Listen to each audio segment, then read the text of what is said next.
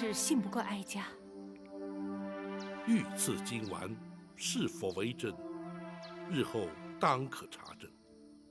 然而，宫闱之内诸多情事，若非亲自经历，单凭传闻，绝不会如此详尽。便是陈琳陈公公告劳还乡之时，也曾与本府多有往来。30年前的事，究竟是真是假？本府心中已有决断。你怎么说？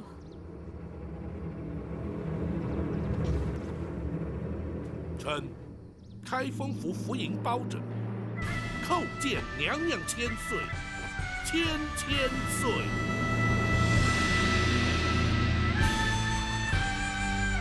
报请平身。谢娘娘。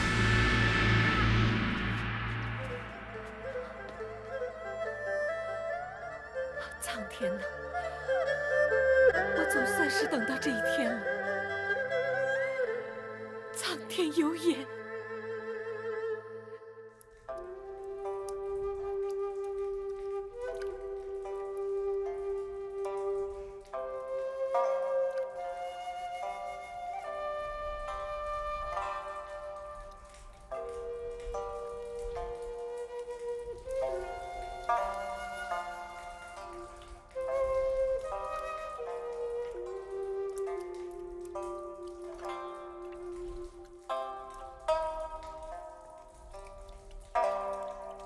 老五，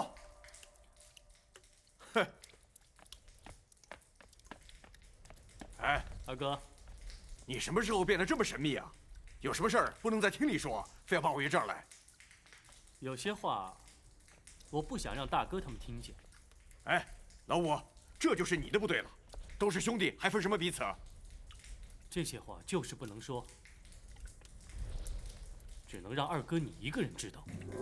老五，你明知道我是急性子，就别折磨我了，快说吧。方才三哥说展昭过了他那一关。是啊，哎呀，这展昭就是展昭，没想到你三哥天生神力，竟然在力气上输给他。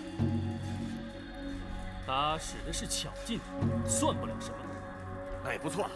对了，你到底有没有把握赢他？没有。啊？那你还把他招来，这不是让自己难看吗？可是他也未必赢得了我。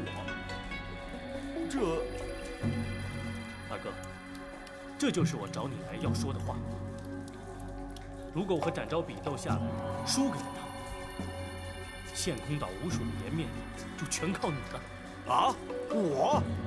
哎呀，老五啊，你太抬举你二哥我了。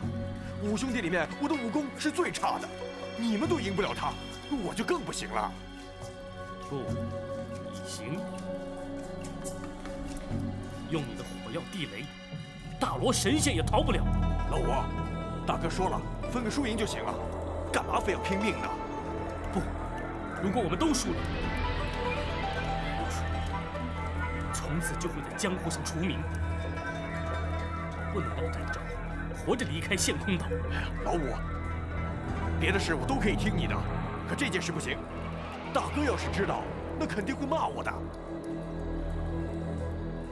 好，如果你不同意，只要我输了，就当场自尽。哎，别，咱们再商量一下。老五，真的就没有别的办法了吗？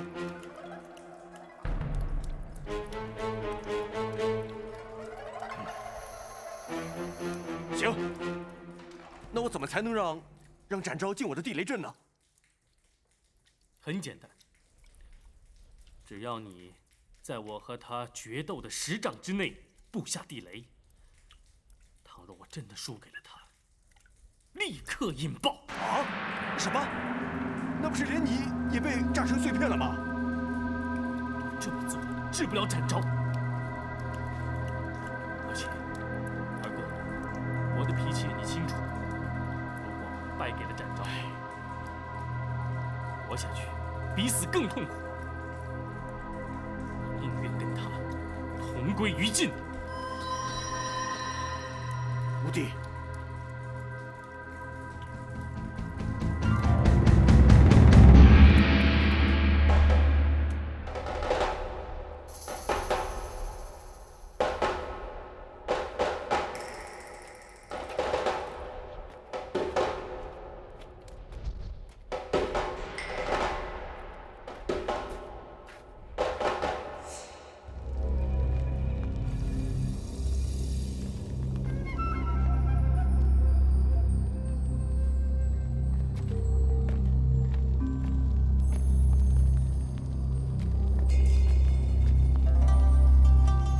回来这么久了，展昭怎么还没到？这路途不熟，自然是要多花些时间的。大哥，我们要不要到门口去接他一下？展昭怎么说也从远方来，总也是客呀。不错，这样确实有失江湖礼数。他不是陷空岛的客人。话虽如此，可你我兄弟身为山庄之主，这要传出江湖，总会是贻笑大方啊。大哥，我倒配刘叔，逼展昭来陷空岛，就是为了挫挫他的锐气。他既然敢单枪匹马来，就让他见识一下我们山庄的威风。五弟，你这争强斗胜的脾气，就不能改一改吗？啊？如果改了，我就不叫金毛鼠白玉堂了。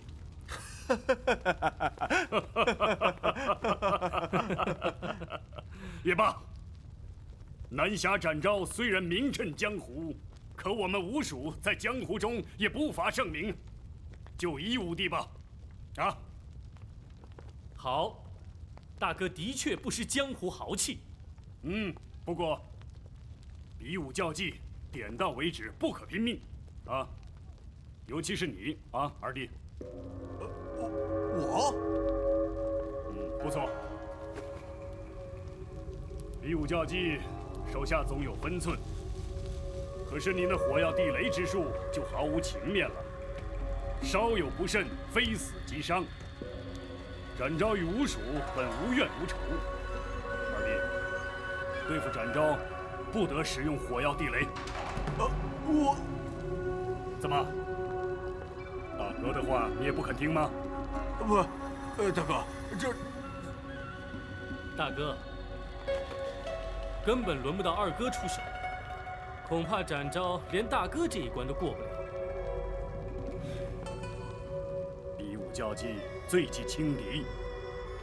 我虽对轻功颇有把握，却也不敢托大，恐怕也未必能赢得了他呀。就算他侥幸不败，别忘了大哥还有我。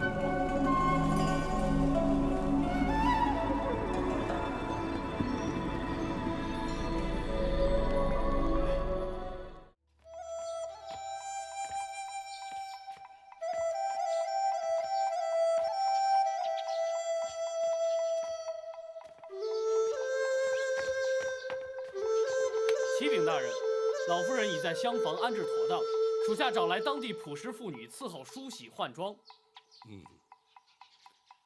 可曾有人打听他的来历？回大人，属下已按大人指示对外宣称老夫人是大人失散多年的远亲，请大人放心。好，老夫人的真实身份，只有本府与公孙先生知晓。时机到了之时，自会告知尔等。在此之前，要绝对保障老夫人的安全。回大人，张龙、赵虎亲自带人守在厢房门口，不许任何人接近。那张毅如今何在？属下将他安置在庙内暂住，不准他踏出庙门半步。为防走漏消息，也只得暂时如此了。退下。是。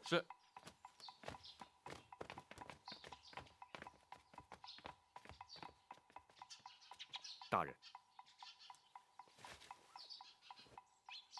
老夫人的行止，大人打算如何安排呀？此事太过棘手，先皇宠妃流落民间，却又在20年前传出死讯，这其中必有隐情。故而，本府将她接回庙中，待问明原委之后，再做定夺。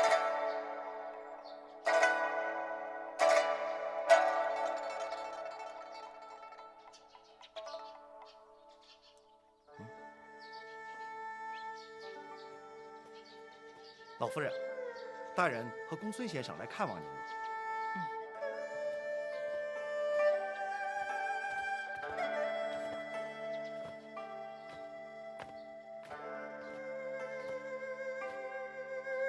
你们守在门外，不得让任何人惊扰。是。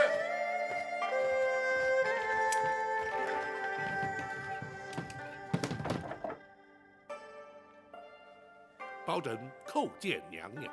啊，免了免了，坐吧。谢娘娘。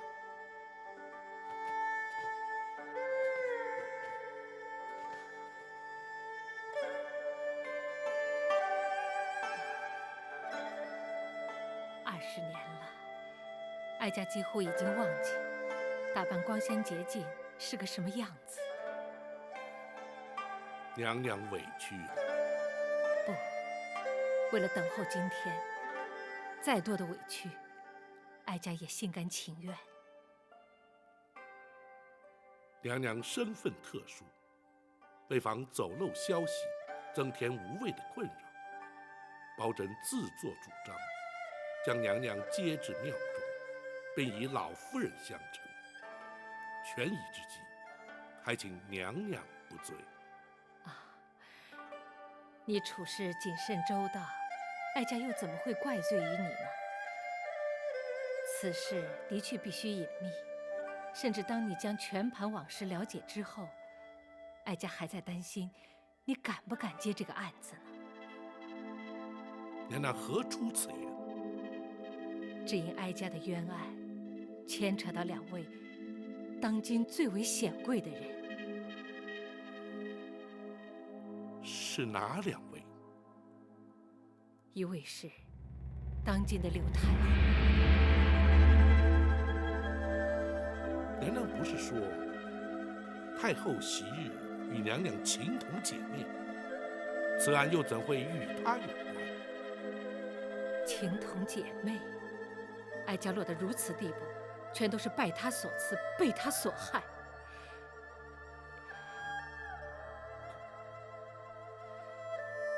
当年，哀家的预产期比她早，临盆之际，先皇来到玉成宫探视。爱妃啊，太子就在爱妃的腹中，就看他打算什么时候出来了。皇上怎么又来了？现在是男是女还不知道呢。皇上怎能肯定一定是男婴呢？错不了，产期就在这几天，朕有十足的把握。是啊，一定是位太子。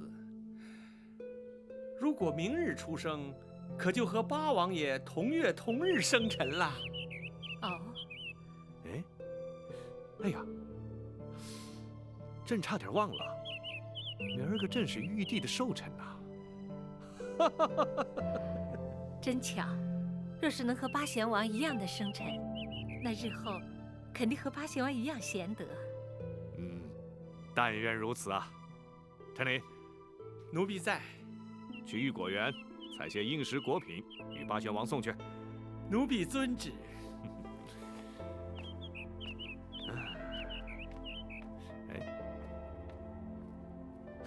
爱妃，你怎么了？没什么，只是在临盆期间，臣妾有点心慌。没关系，头一胎嘛，总是在所难免，别担心。首席产婆早已准备妥当，随时会进来的。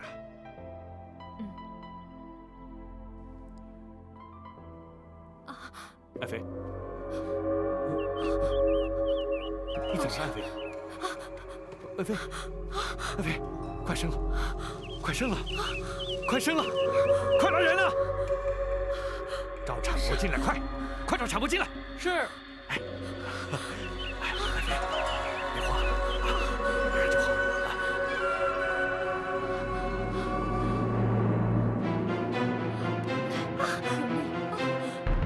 再使点劲。再用力。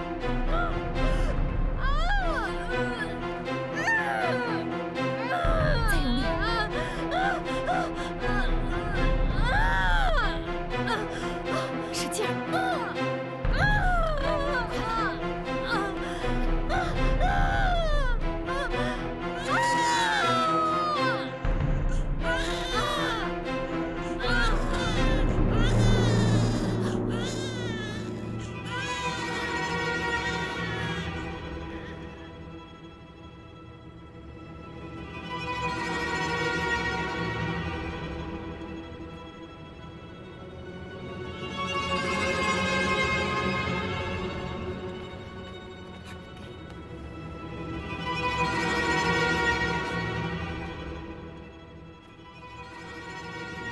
但不知娘娘当年所生，是男是女？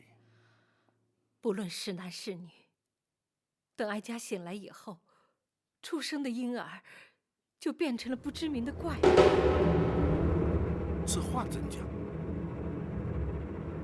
郭槐与产婆尤氏勾结，趁乱将婴儿以剥去皮的狸猫调换。先皇得知，一怒之下，将哀家打入冷宫。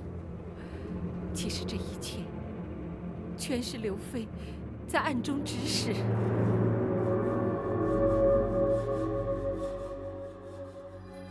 娘娘，可否容学生冒昧一问？公孙先生，请讲。当时娘娘历尽昏厥，怎知使郭槐与尤氏勾结？又怎知全是刘太后暗中指使呢？公孙先生问得好。在哀家被打入冷宫7年以后，陈琳来到了冷宫，将刘妃的阴谋一一揭发。哀家那个时候才知道，自己产下的真是个男婴。陈总管虽是先皇驾前的首领太监，却又怎会知晓如此隐秘之事？当日陈琳去御果园，在返回的途中，巧遇金华宫的宫女寇珠。陈公公，陈公公，寇珠，你这么鬼鬼祟祟的，是不是做了什么亏心事啊？请公公救命！救命？救谁的命啊？救你？不，救他。这是哪儿来的婴儿？是李娘娘方才生的太子。你怎么把太子给偷出来了？是郭槐郭总管勾结产婆，用死狸猫把太子换出来，要寇珠。求公公救太子一命，公公救命啊！郭槐把太子换出来干什么？他要寇珠，把太子掐死，埋在金水桥下。啊！这种事他也敢做？就是抄家灭族也不足以赎罪呀！郭总管是受了刘娘娘的旨意。住口！你好大的胆子啊！你是金华宫的宫女，刘娘娘是你的主子，你竟敢造这种谣！不是寇珠造谣，刘娘娘亲口交代寇珠，要听郭总管的调派，的确是娘娘的旨意啊。刘娘娘和李娘娘情同姐妹，怎么会？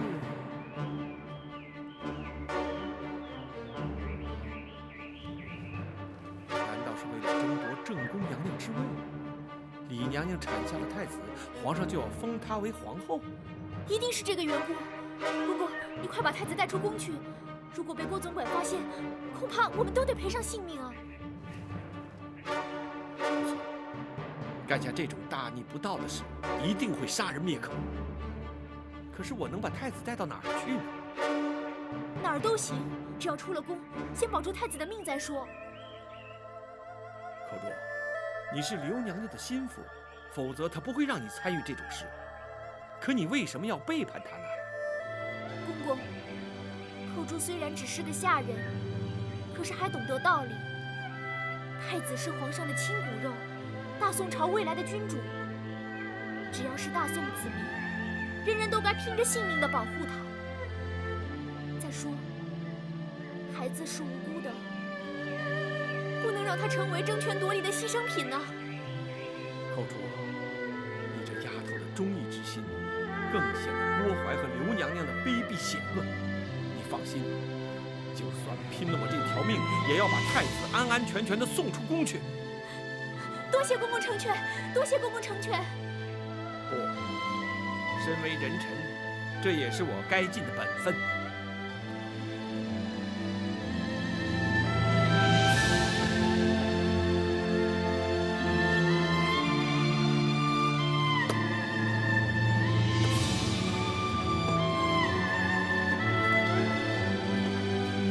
寇珠，你自己要多加小心呐。是。竟有这等事，这不仅是耸人听闻，简直是匪夷所思啊！若说出去，的确是让人难以置信。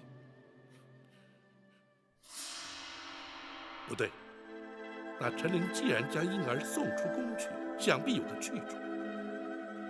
娘娘应当不会不知。不错，哀家知道他在何处。娘娘，陈琳带他去了南清宫。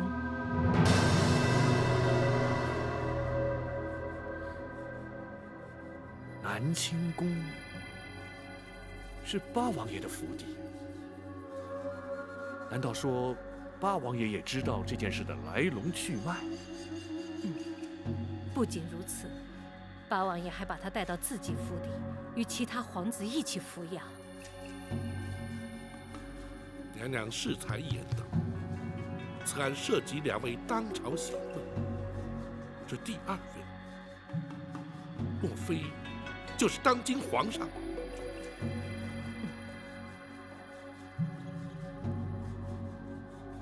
而当年襁褓中的婴儿，也就是如今的大宋皇帝。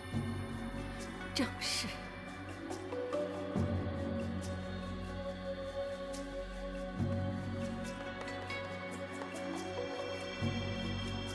好一位贤德忠心的八贤王！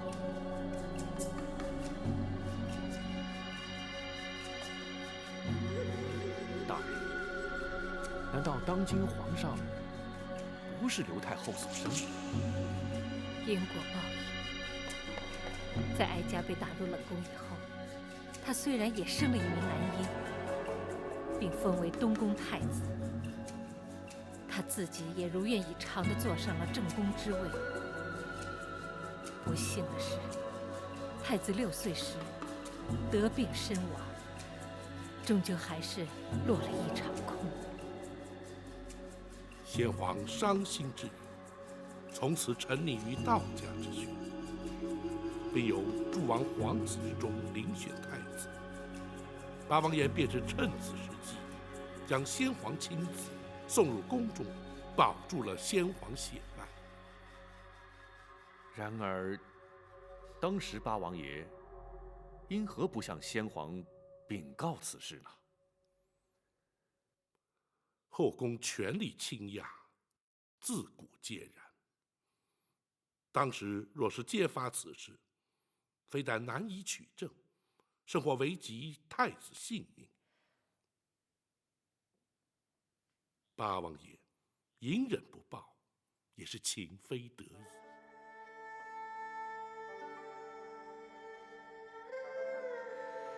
鲍大人不必介怀，对八贤王，哀家感激还来不及，又怎么会责怪于他呢？只是，却让娘娘平白承受了30年的冤屈凄苦。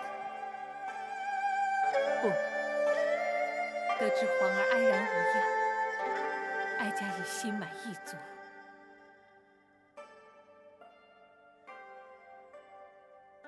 既然八王爷要隐瞒此事，那为何陈总管却在7年之后去冷宫禀告娘娘呢？皇儿7岁进宫时，意外闯进冷宫，哀家见他与自己被换走的孩子一般年纪，也许是母子天性吧。哀家就将先皇所赐的玉佩转赠于他。八贤王见玉佩，心生不忍，所以才命陈琳前来传话。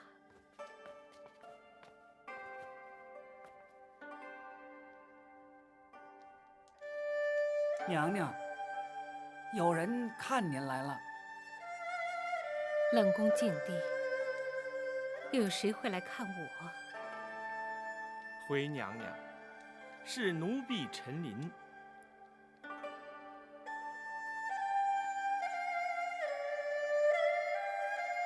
是皇上派你来的？不，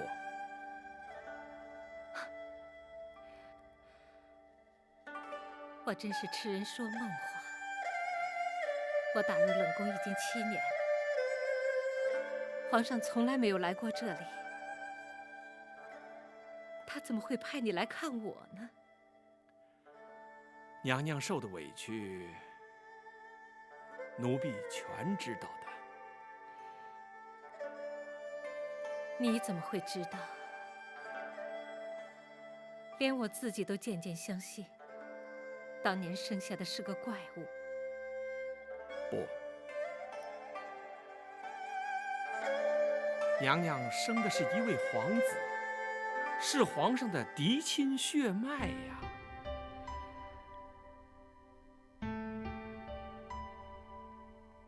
你说什么？7年来，小皇子一直在八王爷府邸。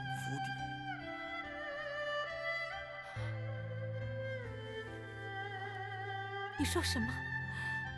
你再说一遍。八王爷谎称是自己亲生，而且蒙圣上钦点为东宫太子啊。东宫太子？你是说，日前误闯冷宫的那位太子，是本宫的亲生骨肉？正是啊。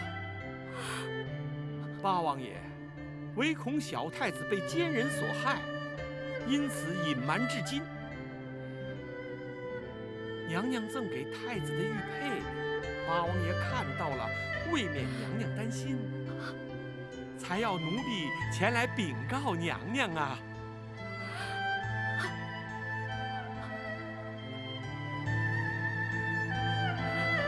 果真。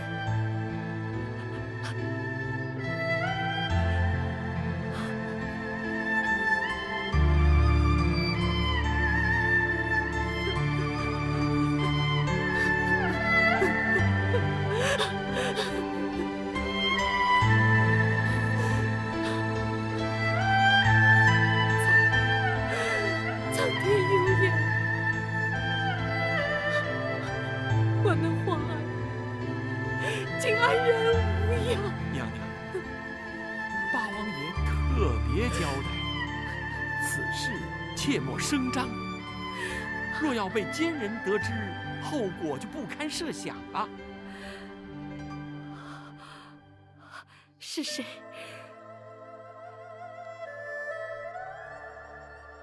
是谁如此心狠手辣，连八王爷都如此顾忌？皇上潜心修道，不理俗事。如今宫中大权在谁手中，想必娘娘清楚。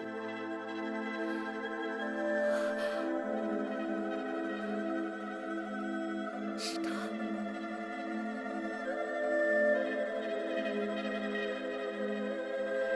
是他，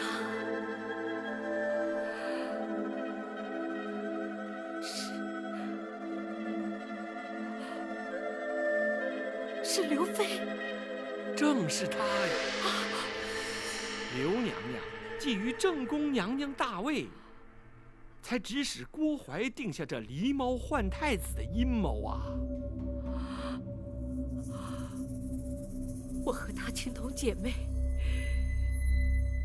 情同姐妹，她怎么会如此心狠呢？唉，权势诱人呐！如今她也得偿夙愿，成了当今皇后了。不，我不能放过她！你去告诉皇上，就是本宫要见他，快去告诉皇上！不可能啊，这不可能的呀！皇上因为娘娘生下了怪物，一直耿耿于怀，而且狸猫换太子一事难提证据。倘若声张出去，反倒让刘娘娘有了警觉，反而对娘娘和小太子都不利呀。难道就由任他上下其手，为所欲为吗？要忍，八王爷一再嘱咐要娘娘忍耐，他会寻个适当的时机揭发此事，千万不要因一时冲动，反而招祸呀！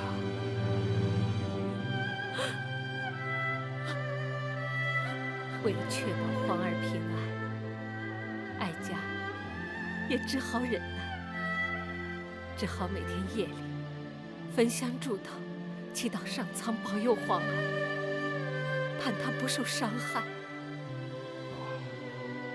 既然如此，娘娘又怎会诈死，逃出宫去？又怎会隐姓埋名，长达20年呢？不错，皇宫内院门禁森严，冷宫更是严禁外人进出。当年太子年纪幼小，或和侥幸闯入，娘娘却是断无逃出之理。机缘凑巧，也就是那刘妃心怀鬼胎，她恨不得将哀家除之而后快。不知在哪里听到了消息，竟然向先皇诬告我，说哀家每天黑夜焚香，是诅咒先皇。岂有此理！他竟敢诅咒于朕！皇上请息怒，你娘娘这么做只是一时想不开，臣妾相信她也不是真的那么怨恨皇上。生下妖孽，朕没有赐他死，他反倒怨恨起朕来了。启禀皇上，李娘娘生性温顺，不会怀此恶毒心肠，还请皇上圣察呀。陈总管，他若不是诅咒皇上，那他为什么要半夜3更的烧香呢？陈立，奴婢在。传朕口谕，此地非7尺白绫要他自尽谢罪。皇上，还请皇上三思啊！皇上，您就原谅他这一回吧。不行，朕意已决。陈琳，你是首领太监，这件事就由你去奉旨执行。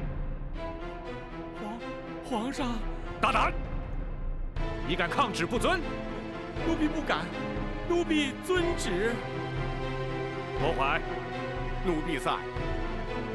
你是后宫太监总管，你听着，1个时辰之后，去冷宫验明正身。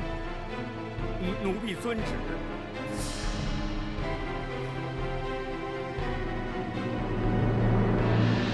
先皇既然下旨赐死，娘娘又怎会逃过此劫？提起此事，也实在令人心酸。除了陈琳之外，冷宫总管秦凤也是个忠心之人。正当他们2人在无计搭救之时，为什么非要置我于死？娘娘，时辰紧迫，娘娘若不立刻逃出宫去，就性命难保。是啊，怎么逃？宫中禁地，守卫何等森严，逃不掉的。算了，不会有机会的。娘娘，请放宽心，奴婢有法子让娘娘逃出宫去。就算如此，郭槐不见尸首，岂肯罢休啊？一旦禀明皇上，究竟还是会被追回来的。回娘娘，有尸首。这话怎么讲？奴婢已安排好了替死之人。替死？是。云中。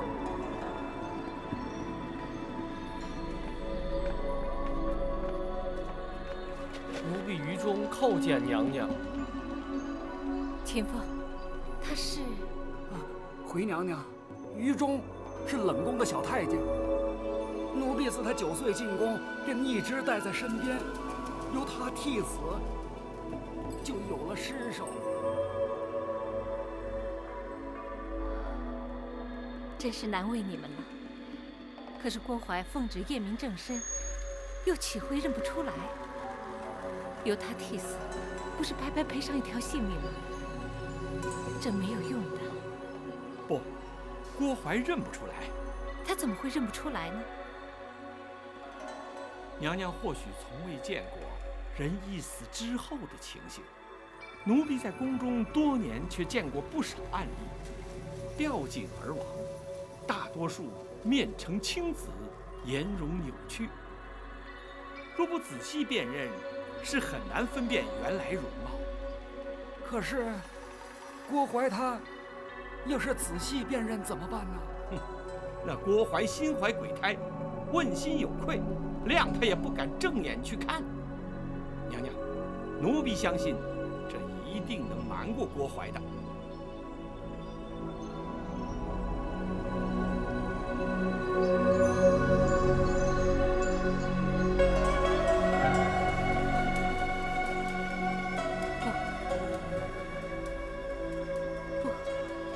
就算郭槐认不出来，本宫也不能为了自己活命，而让于中去替我死啊！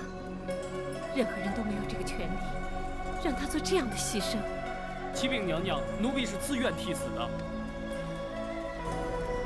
你说什么？奴婢自幼进宫，跟随秦总管学到了不少忠义的道理，能为娘娘替死是奴婢的福气，奴婢心甘情愿。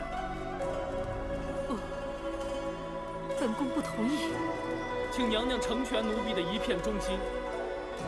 让你替死，固然可以让你得到权忠，可是本宫却成了不义之人，本宫万万不能同意。娘娘，娘娘，请娘娘和于中互换衣服。奴婢在城外已安排好了人接应，再迟，郭槐一到，就来不及了。不，请娘娘为太子殿下着想啊！倘若娘娘奉旨归天，太子殿下恐怕永远不会知道娘娘是他的亲生之母啊！娘娘，你怎么又能忍心让太子殿下认贼作母，终其一生呢？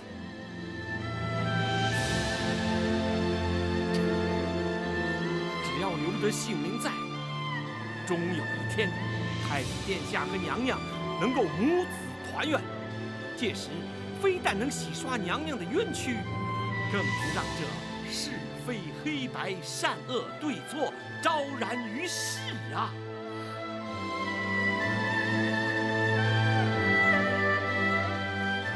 请娘娘成全。好，本宫深受你们一片忠心。谢娘娘。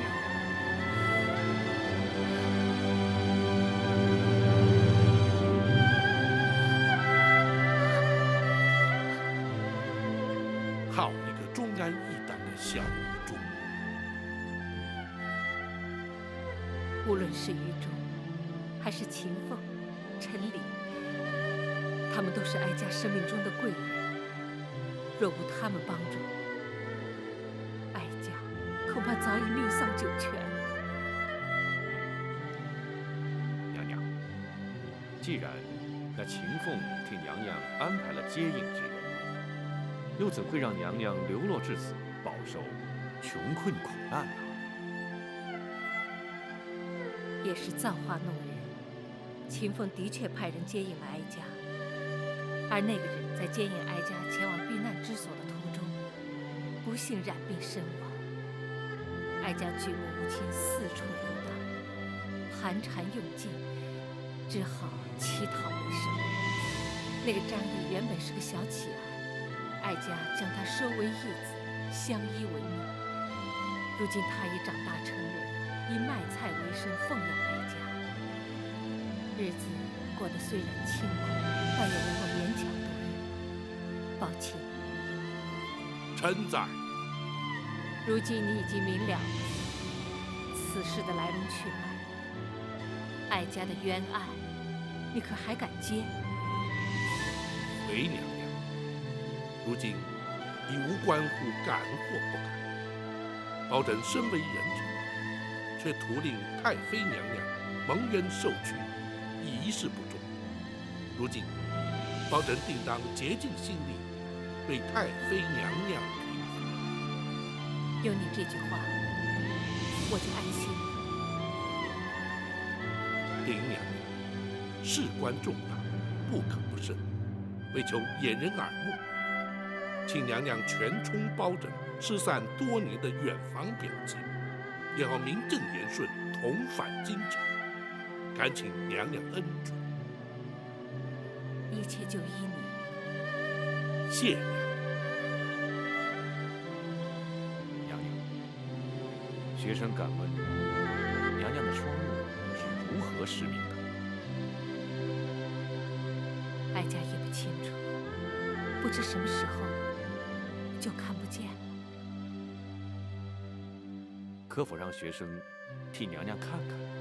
哦，公孙先生还能治病？公孙先生精通岐黄之术，或可查出些端倪。既然如此，就有劳公孙先生看看吧。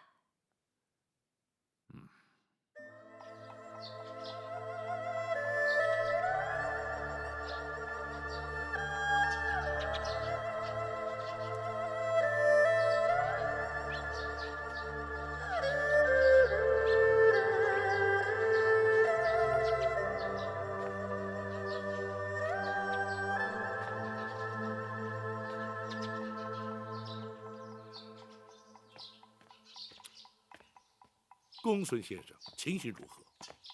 大人，老夫人是因为念子心切，终日以泪洗面，导致哭瞎了双眼。可有复明之计？拖延时日过久，恐怕难下定论。学生尽力而为。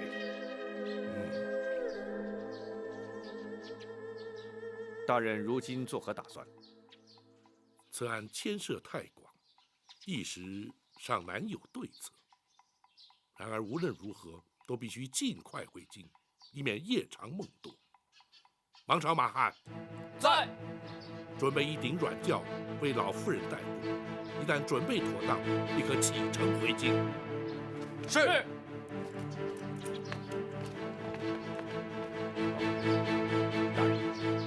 张毅可要随行？不，他若随行，恐会起人疑窦。让他留在庙中，不得对外声张。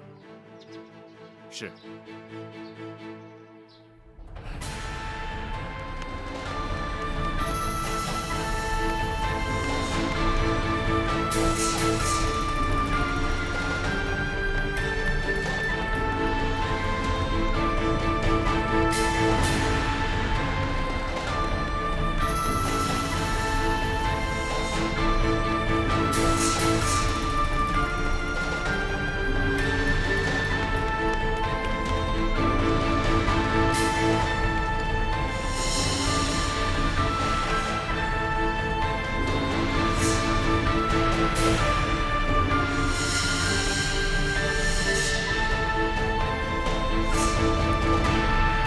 启禀庄主，展大侠到。有请。是。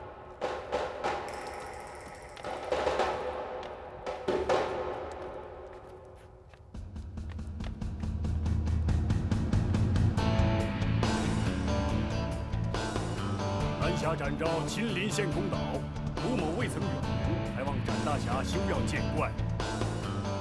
詹某不请自来，失礼之处，还请庄主海涵。好说好说，来，请坐。庄主请。请。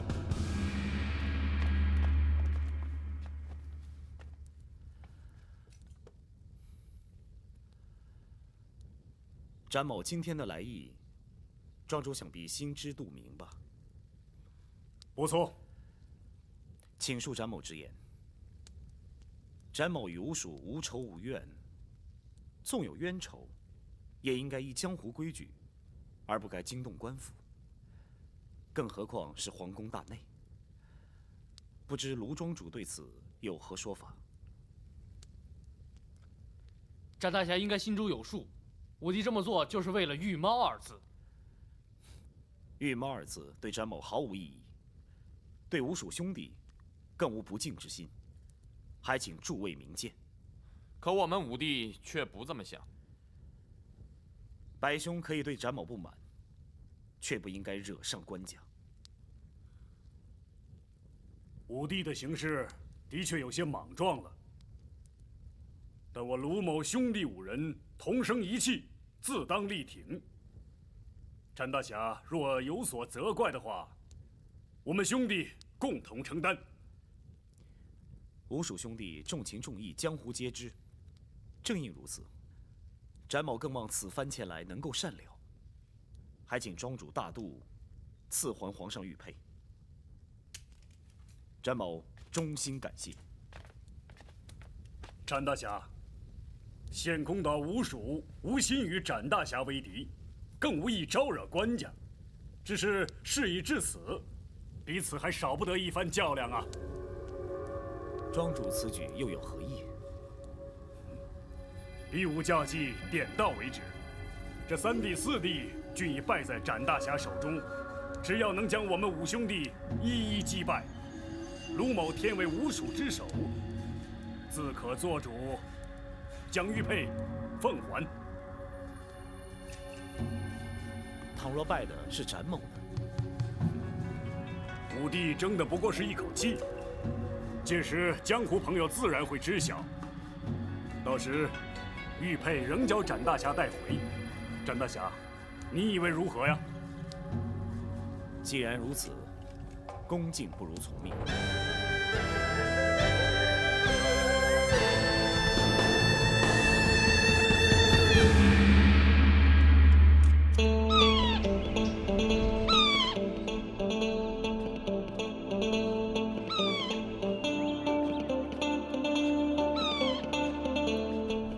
庄主要比的是这木桩刃。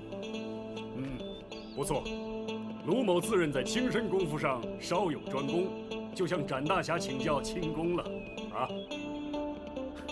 钻天鼠一身轻功独步江湖，展某有幸得以见识，可不知道要如何比法。你我二人分居庄头，相互追逐，以先落地者为败。倘若僵持不下，岂非胜负难分？那倒容易，我们燃香为祭，一炷香之内若不分胜负，展大侠恐怕不能视为过关。展某明白了。不过，这木桩我浸淫多年，怕是对展大侠有所不公啊。无妨，展某尽力就是。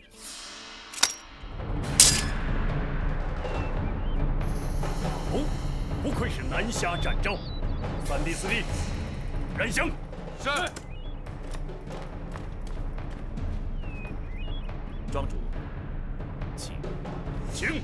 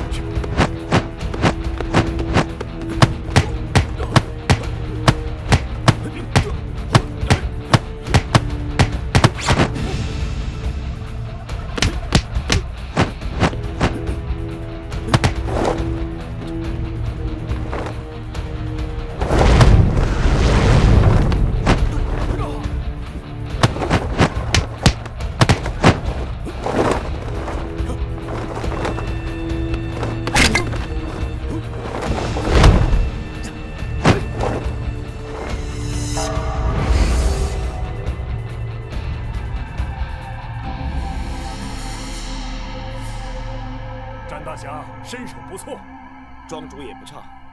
注意了！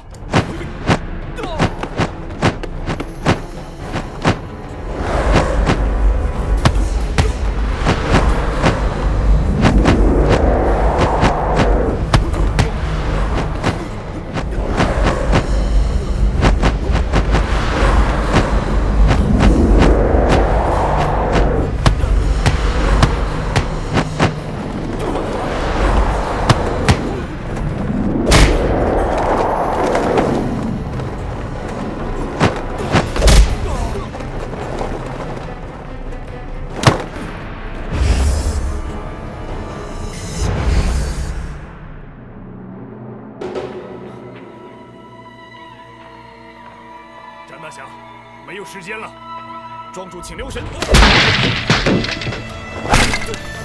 要好计策。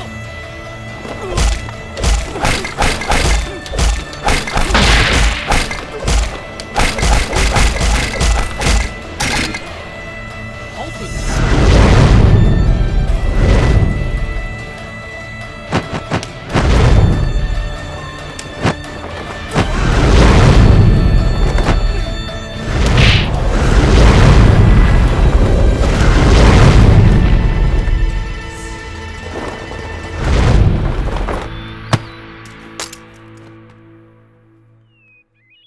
卢庄主，承让。卢某输的是心服口服。老五，这儿，啊，还有那儿也有。老五，这方圆10丈之内，我都布满了地雷。难道你真要这么做？如果我真的败在他手里，此地就是我和他的葬身之地。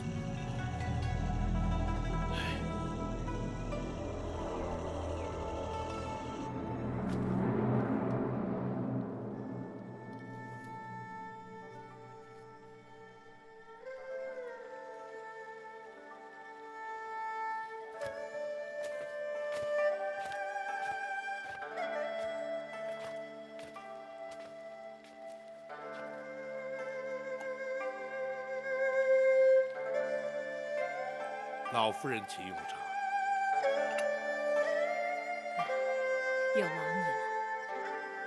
老夫人是包拯尊长，亲奉茶水，自是理所当然。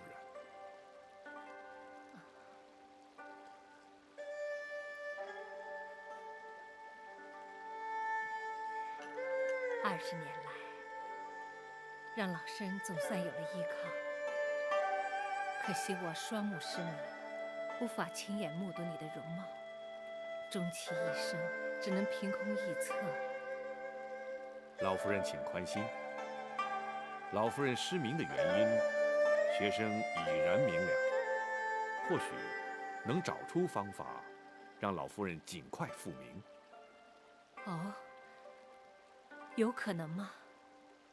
有可能。据学生所知，的确有类似的患者，在经过诊治调养之后得以痊愈。果真如此，公孙先生，老夫人，请务必帮助老身，眼睛复明。老身还想在有生之年，看看许多人、许多事，尤其是想看到那些陷害我的奸人得到应有的报应。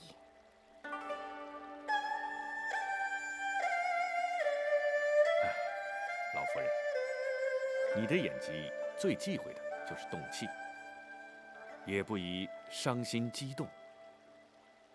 还请老夫人多多保重，以便于学生为老夫人诊治。医者之言，不能不听，老身遵命就是。学生不敢。旅途劳顿，老夫人多事休息，稍后仍要赶路啊。好，你们去忙吧，别招呼我了。是。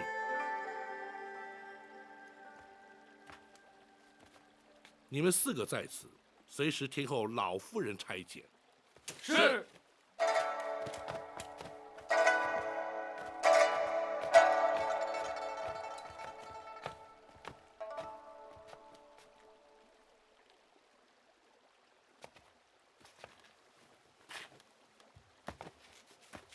大人返京之后，打算如何着手？公孙先生估计，太妃娘娘所言之事，真假如何？学生以为90%是真。不错，本府也如此认为。不过，太妃娘娘所言之事，除却亲身经历之外，其他全都来自陈琳。大人对陈总管又知道多少呢？陈琳虽是皇上多年，甚至可以说，皇上在宫中是由陈琳一手带大。故而，皇上尊封陈琳亚父称号。既然如此，皇上登基之后，陈琳为何没有向皇上陈述当年的往事呢？这一点，本府就不得而知了。不过，皇上登基不久，陈琳就告老还乡，想必他自有道理。大人，学生以为，若想查明当年往事，恐怕还得从陈琳身上着手才是。不错，太后与郭槐，乃是太妃娘娘口中的奸人私党，想必不会自成罪行。回京之后，本府立刻查明那陈琳的退隐之处，也好寻他问明真相。除此之外，还有一个人是关键的。八王爷。大人与八王爷私交甚笃，大人何不直接请教于八王爷呢？不行，此案牵连太广，轻则朝野震惊，重则动摇国本。本府必须先以言语试探，再伺机查询。大人顾虑甚是。这些事也的确是多事之秋。大人陈州督镇铡了庞玉，白玉堂却同时夜闯进宫，盗配流书。如今，大人更是在无意之间查得一桩惊天动地的陈年旧案。接下来只怕往后，大人要更加劳心劳力了。既识君路，忠君之事，本府理当尽力而为。只是展护卫只身独闯陷空岛，究竟能否追回玉佩，却让本府颇为挂记。学生相信，展护卫绝不会有负大人所托。但愿如此。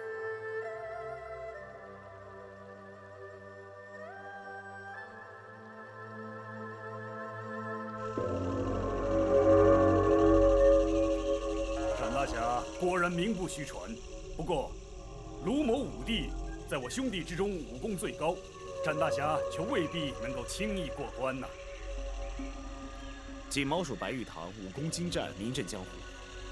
詹某无心与白五爷较量，若白五爷肯赐回玉佩，詹某敏感五内。展昭，我入宫盗佩，为的就是你。你既然来了，这场比斗就免不了。詹某与白五爷并无过节，白五爷又何必苦苦相逼呢？哼，毛鼠乃是天敌，展大侠又何必明知故问？玉猫二字是皇上所封的，詹某无意对吴蜀不敬。江湖朋友却不这么认为。那好，詹某承诺，从此以后永不用玉猫二字。可却堵不住江湖上悠悠之口。詹某已经退让至此，那白兄言下之意又该如何呢？你我分出高下，定出胜负。除此之外，别无他法。武帝，大哥，事关吴蜀名声，莫再相劝。既然如此，展某就向白五爷讨教一番。比武切磋，点到为止。大哥，刀剑无眼，江湖中人又岂会在乎？不过，先请几位哥哥退出10丈之外，以免妨碍展大侠施展。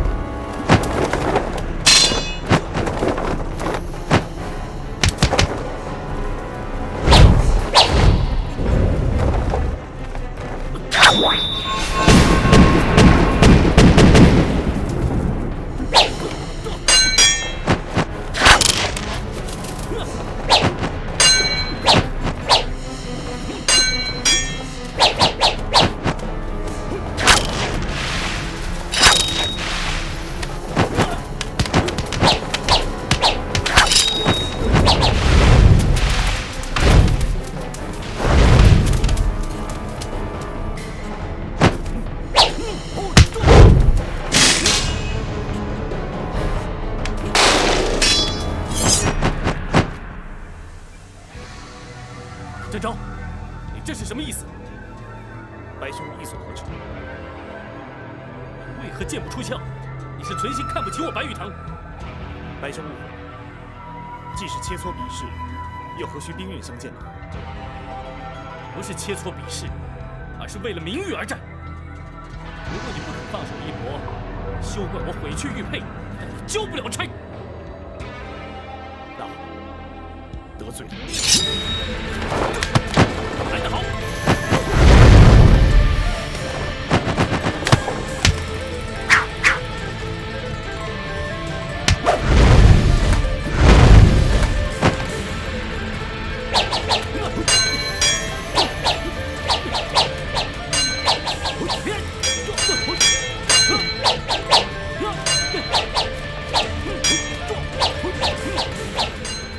这下有热闹看，我也想看看究竟谁比谁强。本昭似乎未尽全力呀，看这形势有点怪。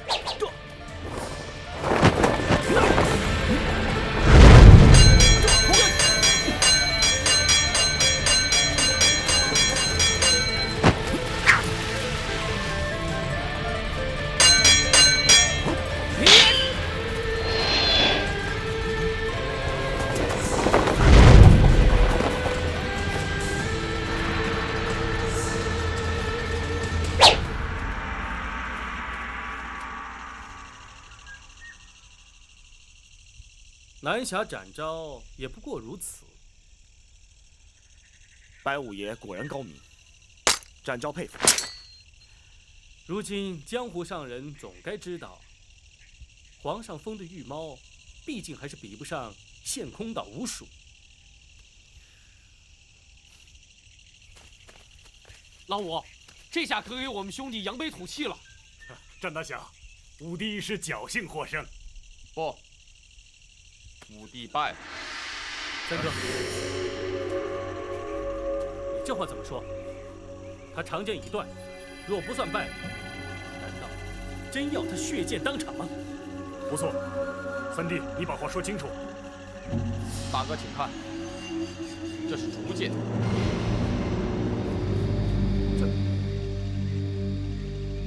展昭。各位，请听展昭一句肺腑之言。詹某原本无意与吴蜀为敌，更无伤人之心，故而只能以竹剑明志，还请诸位包涵。五弟，展昭，白兄，同是武林中人，江湖同道。詹某对吴蜀兄弟侠义之风，常有惺惺相惜之感，还请白兄撇去成见，赐还玉佩。五弟。大哥不必多说了。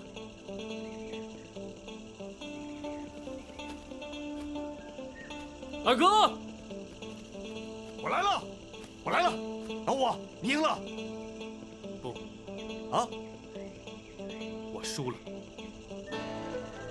不过，不是输在技不如人，而是输在气度。南侠之所以称为侠，我白玉堂今天总算见到了。白玉堂输的无话可说。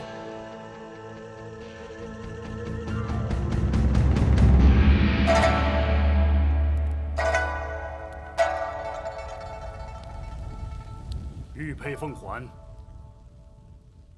吴蜀势力莽撞之处，还望展大侠不要怪罪啊。吴蜀兄弟信守然诺，展某佩服。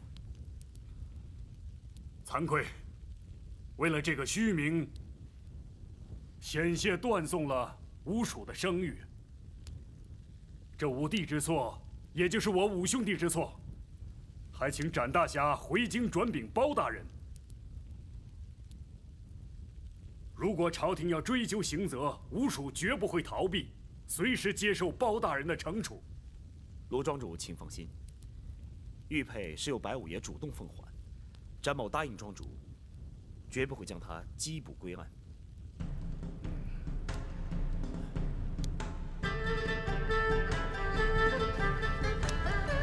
怎么不见白五爷？老五虽然输了，可是面子上挂不住，想必是躲起来了。五弟啊，幸亏是认输了，否则这雷一响啊，可就糟了。在韩二哥的火药地雷阵前，恐怕展某也难以幸免。不，展昭，别再提了，这事儿本来就不光彩，如果要再提的话，我也得找地方躲起来了。展大侠，难得来我陷空岛，何不在此盘桓几日再走啊？不，皇上限期追回玉佩，想必包大人此刻是心急如焚，詹某必须马上启程回京。他日有空，再登门拜谢。那好，那我们兄弟就不留展大侠了。四弟啊，在。你亲自送展大侠过湖。好，没问题。不敢有劳蒋四哥。放心，这次我不会把船拆了。告辞。告辞。请。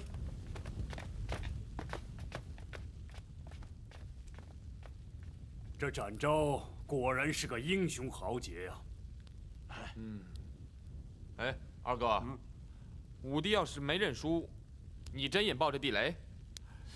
这个嘛，哎，我可是告诫过你，不准用这地雷啊！啊，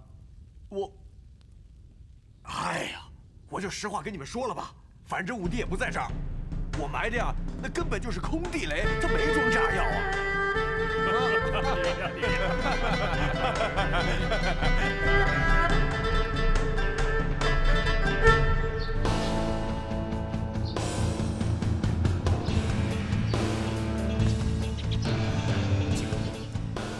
他日有空，詹某必定登门拜访。好，如果有需要，随时知会我们兄弟，我们会立刻赶到。陷空岛无数，肝胆相照。詹某今天总算是见识了。蒋四哥，后会有期。后会有期。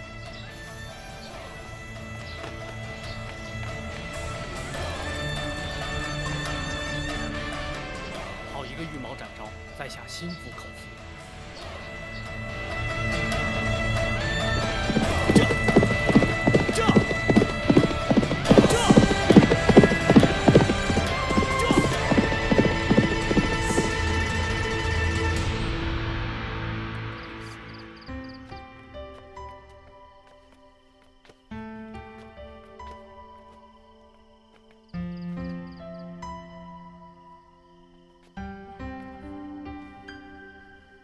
你且先行退下。是。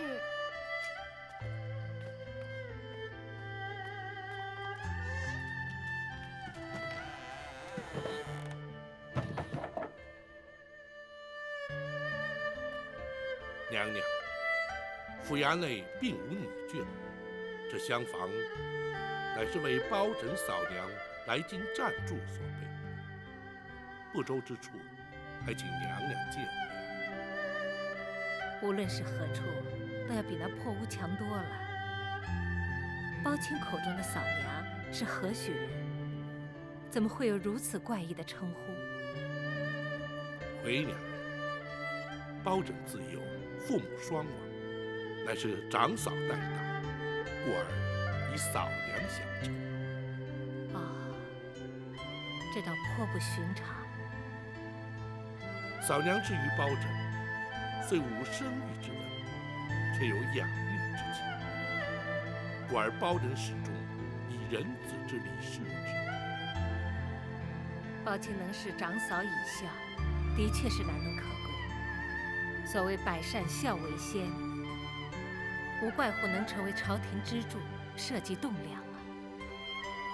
娘娘谬赞，包拯只是略尽本分而已。哀家可羡慕得很呐。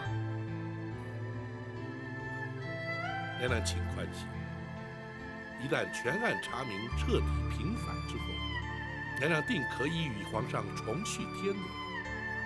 然而在此之前，还请娘娘多加忍耐。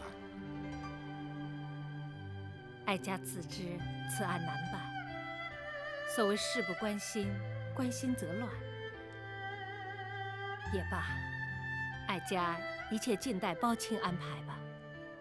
是，包拯立刻招手。你奉旨陈州督镇返京，为何不进宫，面圣交旨呢？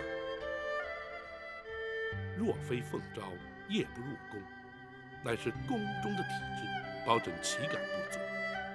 再者，惊扰圣驾总是不该。明日早朝之后再做禀奏，也还不迟。他可是个好皇帝。皇上年事虽轻，却老成持重，称得上是一位仁德之君。那就好。哀家20年前总算是和他见过一面，那时候他才7岁，不知现在长成什么模样。皇上英武威仪，与先皇颇为神似。是吗？哀家恐怕永远也无缘亲眼见到他了。娘娘请宽心，公孙先生博学多闻，医术精湛，包拯相信，他定能令娘娘双目复明。那就寄望于他了。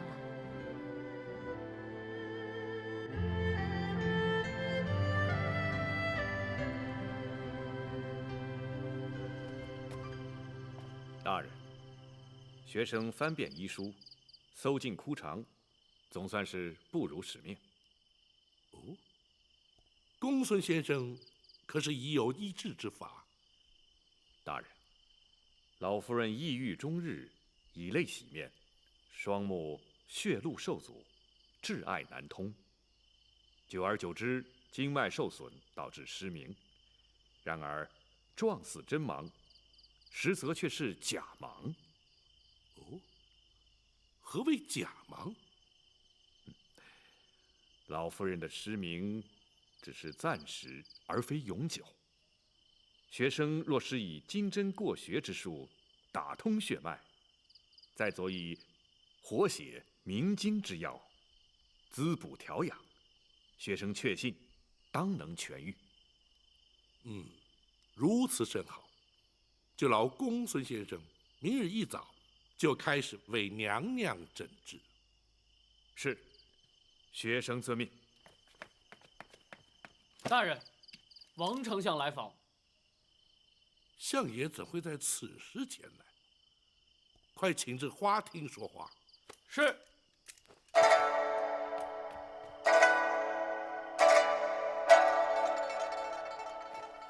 相爷请。相爷，请坐。相爷营夜来访，可是有何急事？包大人，该着急的应该是你吧？你怎么反倒像没事人一般呢？相爷此话怎讲？皇上下旨，要你去陈州督阵，你怎么竟然把安乐侯庞玉给铡了呢？相爷，那庞玉克扣政粮，私吞朕业，更假借赈灾之名，广征民工，营造私宰，强裸民女，成其私欲。数十万灾民，非但未蒙朝廷恤灾之力，反遭欺压荼毒之害。包拯既然奉旨督政，若不扎他，岂非有亏职守，愧对皇上？老夫早该知道，当初皇上让包大人前去陈州督阵，那就注定了会要庞玉的性命。相爷，莫非相爷认为包拯处置失当，或是皇上指责包拯所为不该？不是，那倒不是，只是你好歹先禀奏过皇上，再办庞玉也不迟嘛。时势所逼，情非得已。若不当机立断将他处死，非但民愤难消，民怨难平，一旦饥民被逼，沦为盗贼，灾民被迫结为暴民，一场浩劫于焉而生。届时，朝廷威信荡然无存，又岂是皇上所乐见？老夫也知道，包大人言之有理，皇上也明白包大人所作无差。可是皇上毕竟要面对庞太师与庞娘娘嘛，这父子连心，姐弟情深，皇上实在不堪其扰啊。若是如此，且让包拯面见太师与娘娘，或可为皇上分忧。不，千万不可！皇上就是担心包大人与他们碰上，所以才要老夫半夜赶来知会你。皇上已经下旨，要庞太师陪着庞娘娘前往陈州，为那庞玉料理后事，并且要老夫转告包大人，明日早朝之后前往御书房面圣。可是不准再提那庞玉的事了。是，包拯遵旨便是。还有，贼人夜闯进宫盗佩一案，皇上势必要追问，所以老夫特来提醒包大人，要预做准备。那块玉佩对皇上至为重要，无论如何都得追回来，否则此事，恐怕是难以善了啊。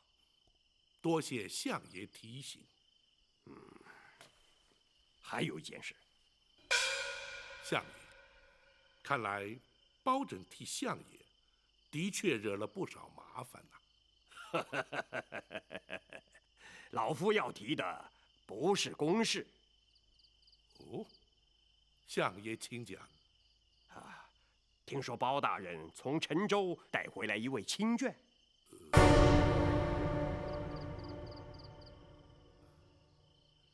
相爷何以得知？包大人一向公而忘私，夫人家小均在泸州老家，从未进京。这回从陈州带回一位亲眷，反倒轰动了京城啊！相爷取笑了，那是包拯一位失散多年的远房亲眷。哦，失散多年，得以重聚，倒也难得呀。相爷，这位老夫人不幸双目失明，大人将她带回京城，是要学生为老夫人治疗。哦，那能治得好吗？学生尽力一试。好，既是包大人的亲眷，不妨前来相府走动走动。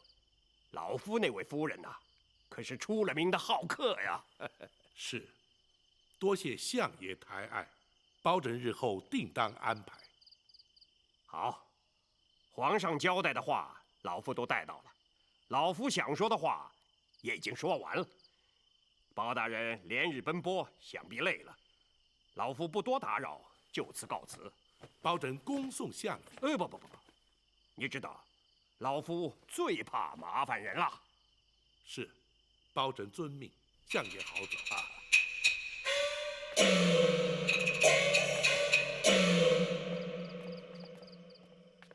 想不到，老夫人进府的事居然传了出去。不碍事。公孙先生应对得体，应该不会弃人以斗。展护卫尚未回来，明日大人面圣之时，打算如何向皇上禀奏啊？实话实说。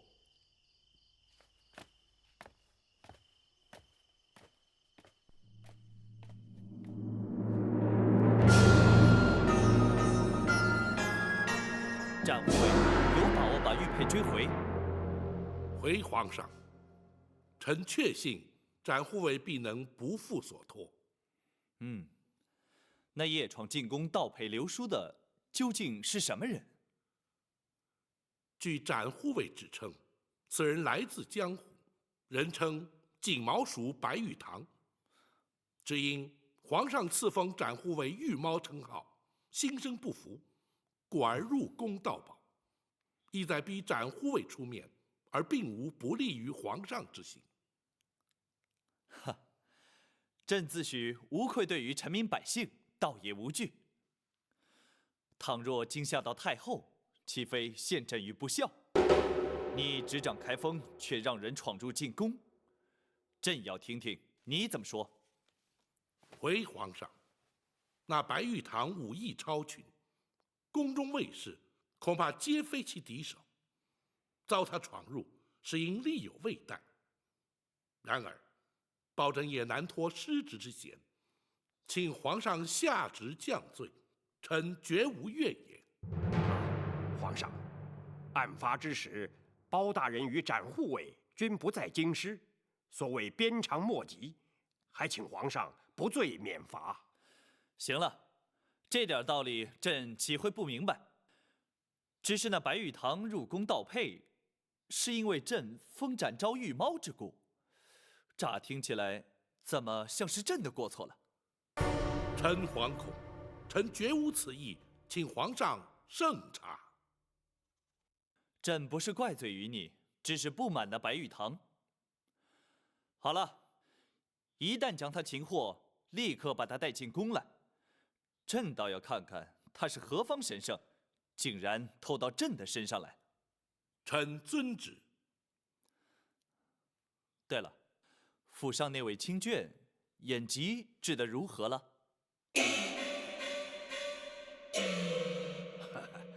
包大人休怪老夫，你携眷返京极不寻常，就连皇上都有所耳闻。皇上问起，老夫怎能不说啊？相爷，哎，的确不能怪王丞相，是朕主动提问的。皇上日理万机，操劳国事，包拯不敢因私务而惊动皇上。这就是包钦的不对。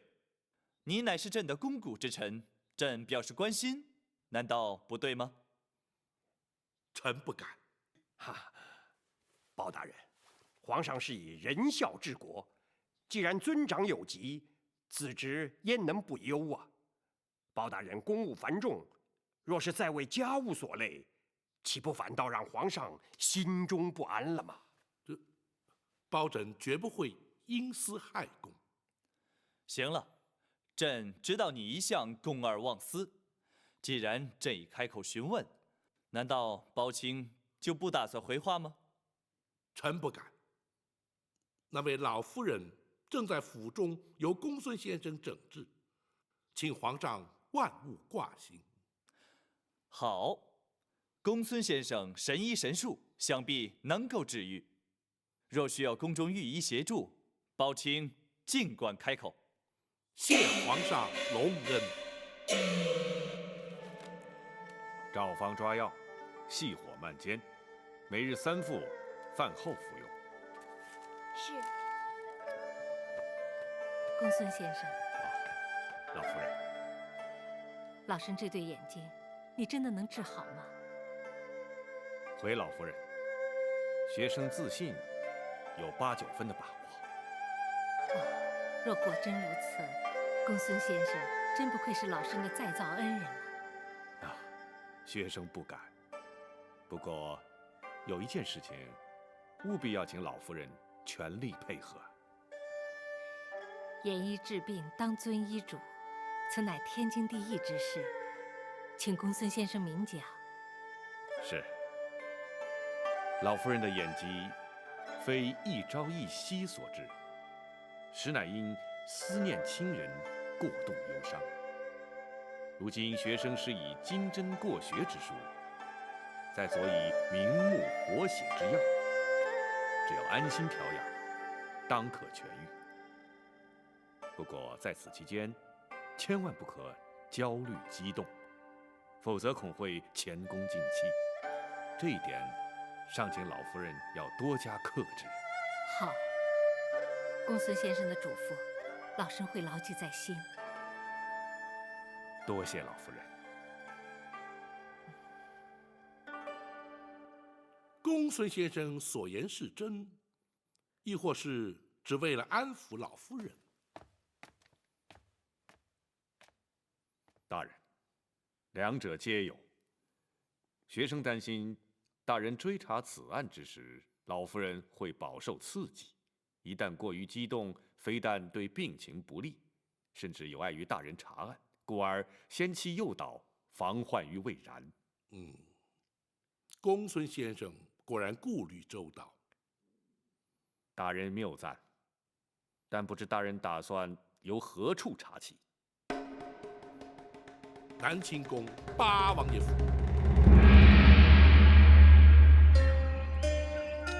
包大人若再不回来，本王可就手痒难耐了。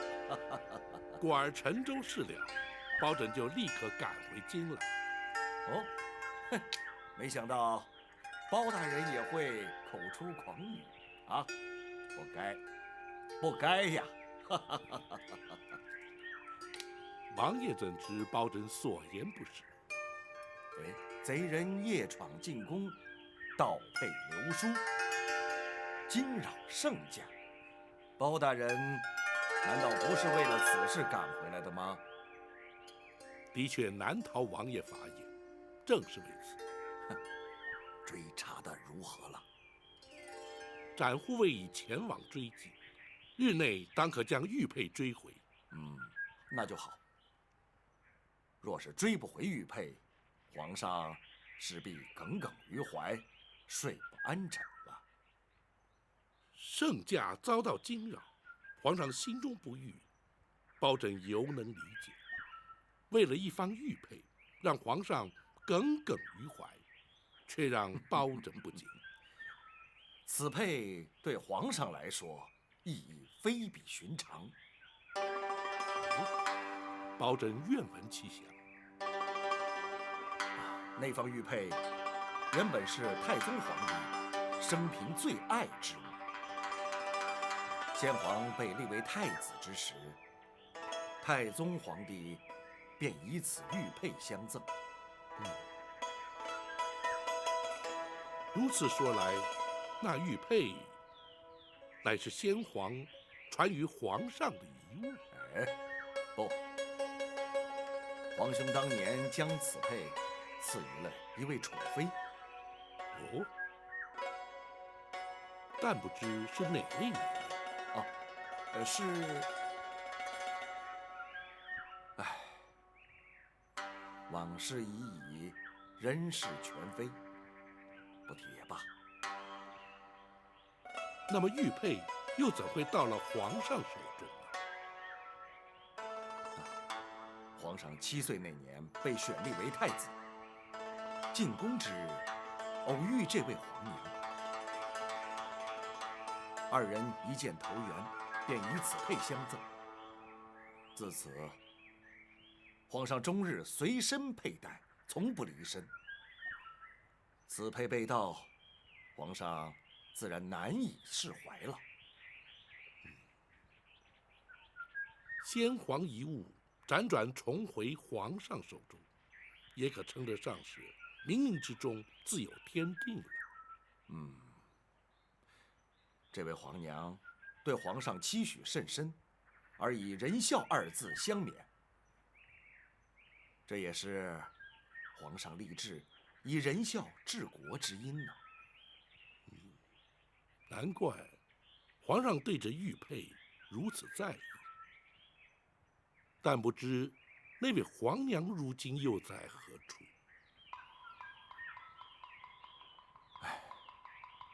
？20年前便已因故身亡了。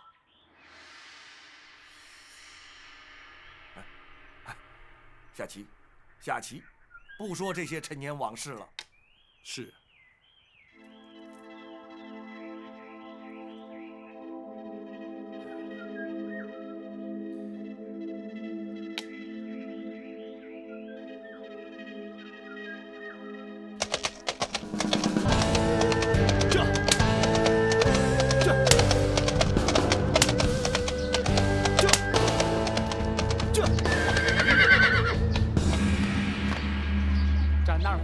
大人可在府中？大人去了8王爷府。公孙先生？公孙先生还在府中。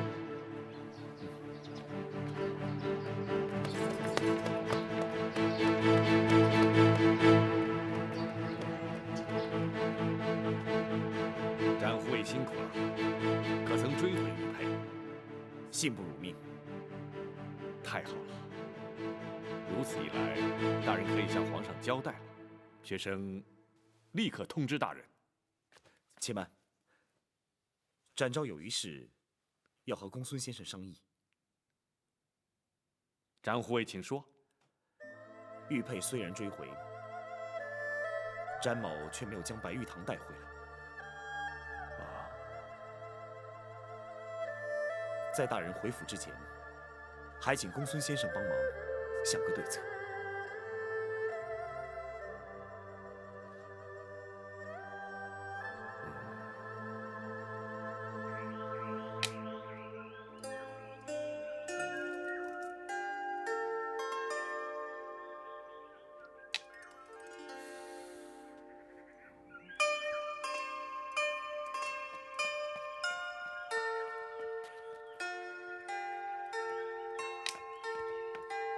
禀王爷，包大人侍卫求见。让他进来。是。xin让王爷与大人下棋，请王爷恕罪。有什么事你就说吧。马汉，何事如此匆忙？回大人，展护卫回府了。王爷，展护卫回来了。想必是有结果了，包大人就回府看看吧。只是此局未了。包大人总是先公后私的，这下棋是私事，包大人就请便吧。打搅了王爷的棋性了。棋日后可以再下，公事可不能不先办。包大人就别在意了。多谢王爷体恤，请。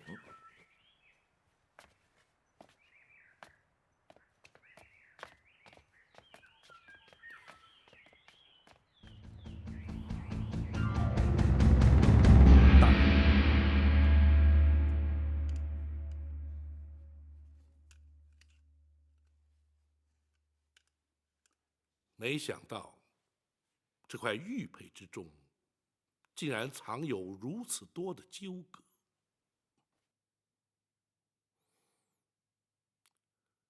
展护卫此行可还顺利？回大人，献空岛吴蜀不愧是侠义中人，比武较技虽在所难免，最后还是由白玉堂主动归还玉佩，并未多生枝节。主动归还。白玉堂入宫盗佩，旨在展昭，目的既已达到，自然不再刁难。那白玉堂如今又在何处？